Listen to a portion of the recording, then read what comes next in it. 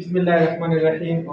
Today my topic tenses. I will discuss today what is called tenses. The first of all, we study the etymology of tense.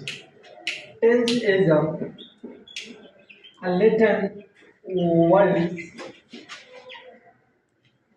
tem, tempus, which means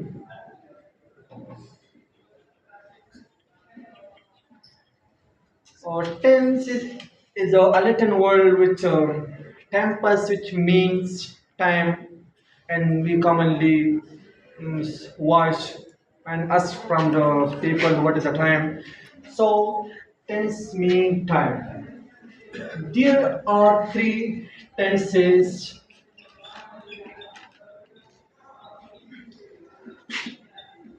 present,